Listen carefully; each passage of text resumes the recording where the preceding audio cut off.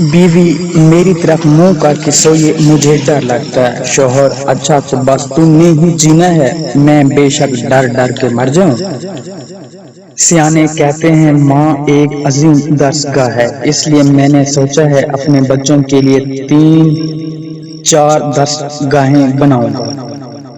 Mobile گواہ ہے، زندگی تباہ ہے۔ کچھ لوگ نماز کے بعد موبائل ایسے چیک کرتے ہیں جیسے قبولیت کا میسج آنا ہو۔ یہ ایک عجیب لفظ ہے سوری، بندہ کہے تو غصہ ختم، ڈاکٹر کہے تو بندہ ختم۔ جب خواتین آپس میں خسر خسر کر رہی ہوں تو سمجھ لیں ڈیٹا ٹرانسفر ہو رہا ہے، اور جب آواز آئے کہ دفع کرو چھوڑو ہمیں کیا لینا دینا تو سمجھ جائیے ڈیٹا محفوظ ہو گیا اور آپ وائرل ہونے والے۔ تم چائے کی طرح محبت تو کرو، میں بسکٹ کی طرح ڈوب نہ جاؤں۔ پاکستان کی ہر گلی میں 3 چیزیں ضرور ہوتی ہیں: بیوٹی پارلر، ٹیوشن والی باجی، پھڈے والی آنٹی۔ زندہ ہوں تو بات کر لیا کرو، مرنے کے بعد اگر میں نے بات کی تو تعویذ بنواتے پھرو گے۔ عشق نے یہ انجام پایا ہے، ہاتھ پاؤں ٹوٹے، منہ سے خون آیا ہے، ہسپتال پہنچے تو نرسوں نے یہ فرمایا ہے، بہارو پھول برساؤ، عاشق مار کھا کر آیا ہے۔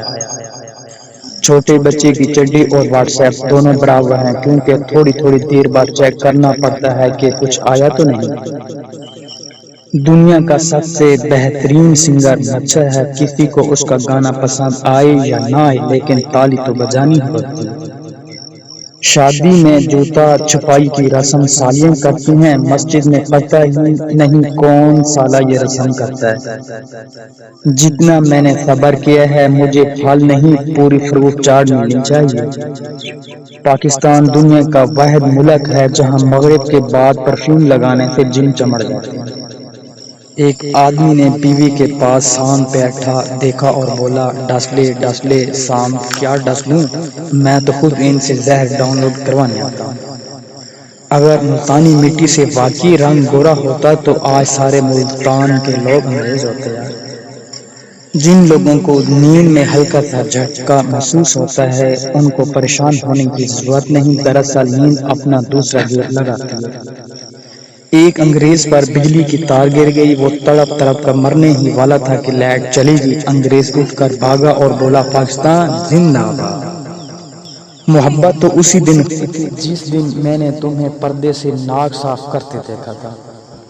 نہاتے وقت پانی میں ایک چمچ دودھ ضرور ڈالیے تاکہ آپ بھی سب کو کہہ سکیں ہاں میں بھی دودھ کا دھلا ہوا ہوں۔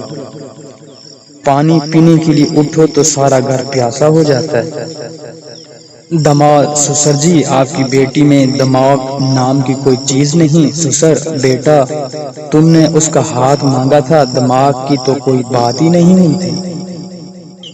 عورتوں کی آدھی عمر تو یہ سوچتے گزر جاتی ہے کہ آج کیا پکائیں۔ پٹھان دعا مانگتے ہوئے، یا رب تو نے بچپن دیا واپس لے لیا، جوانی دی واپس لے لی، پیسہ دیا واپس لے لیا، بیوی دی دے کر ہی بھول گیا، رحم فرما مولا رحم فرما۔ کچھ شادی شدہ مرد اپنی بیوی سے ٹھوڈے کھا کر باہر جا کر دوستوں کو بتا رہے ہوتے ہیں، آج میں پائے کھا کر آیا۔ گاجر اور بادام چھوڑو، دھوکا کھاؤ، زیادہ عقل آئے گی۔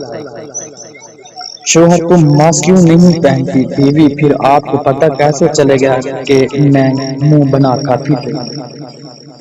ایک آدمی ہاتھ دھو کر ایک عورت کے پیچھے پڑا تھا، عورت نے منہ دھو کر دکھایا، تب جا کر معاملہ رفع دفع ہو گیا۔ غصے آنے کا مرد ہونے کی نشانی ہے اور غصے کو پی جانا شادی شدہ مرد ہونے کی نشانی ہے۔ ویڈیو اچھی لائک کرنا، ہمارے چینل کو سبسکرائب کریں اور نئی آنی ویڈیو آپ تک پہنچتی رہیں۔